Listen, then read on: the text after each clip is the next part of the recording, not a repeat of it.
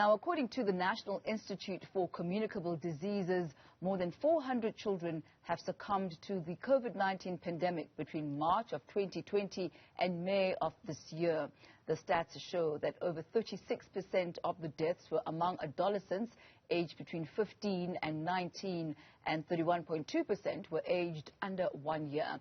Now, to help us understand the reason for this, I'm joined by Professor Mignon McCulloch, who's head of the South African Pediatrics Association. Professor, good to have you with us this afternoon.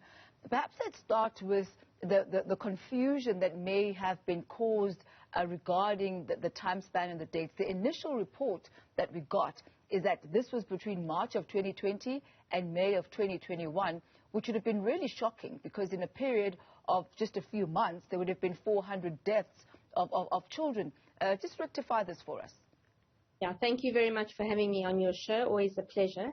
And we saw that initial news report that came out, and we immediately contacted the NICD, Dr. Cheryl Cohen, to ratify that, and she agreed with us because we are aware of the stats.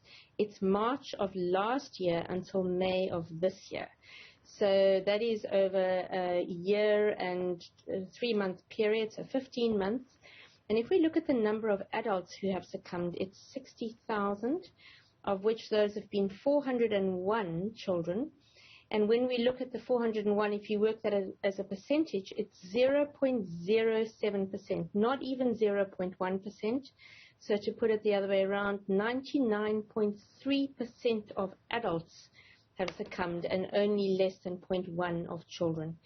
And the children that have succumbed, we always feel very sad about these children.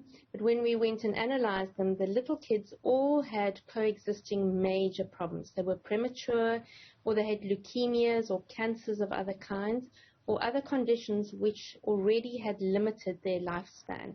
And a lot of the children that have actually got this infection have just got COVID coincidentally. So if you look at the numbers that are going on around the country at the moment, many children come to hospital with a broken arm or a car accident, and when they get tested, they simply happen to have COVID as well.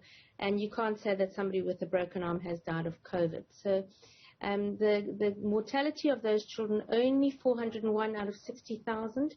Obviously, we don't want any children, but it's a very small minority. This is still an adult illness. What we see in the variant is that more teenagers are being affected, but these teenagers don't appear to be very ill with it. So it is a much more contagious variant, and we are seeing sort of 15 years and upwards behaving more like young adults.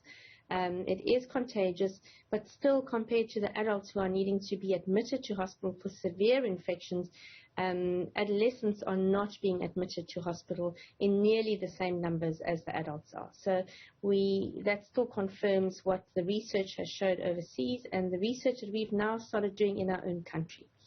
And Cheryl Cohen has done amazing research where she's actually done swabs in small children, adolescents, and adults in their households, and found that on the whole, still the adults are the ones that are giving it to the kids.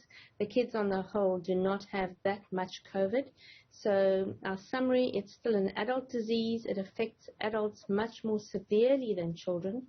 Teenagers are beginning to behave a bit more like adults, but it's still the adults that are giving it to the kids, and the kids are not the super spreaders in this condition, specifically not primary school and the early childhood development age group that are carrying this illness.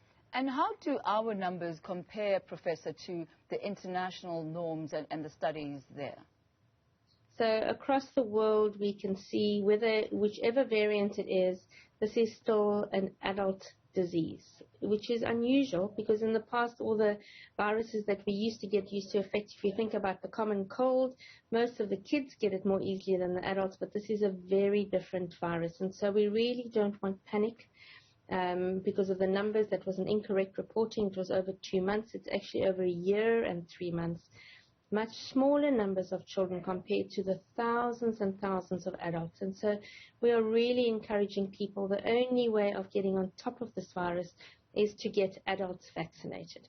Eventually, with time, when all the adults and the vulnerable people are vaccinated, we may get down to the teens, which is happening in the UK and in the USA.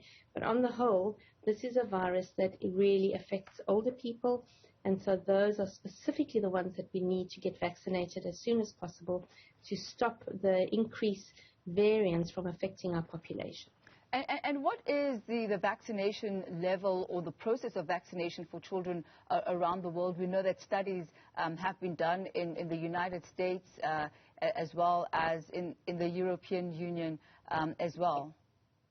So what they've done is they've vaccinated their most vulnerable. So if you're an epidemiologist, which is somebody who studies the science of what's happening with diseases, you will obviously take your vaccine, vaccinate the vulnerable. So over 80s, over 70s, over 60s. We've now gone to over 50s, and hopefully those numbers will keep coming down as people are vaccinated. There's no need to vaccinate children if they are not being admitted to hospital and becoming really sick with it.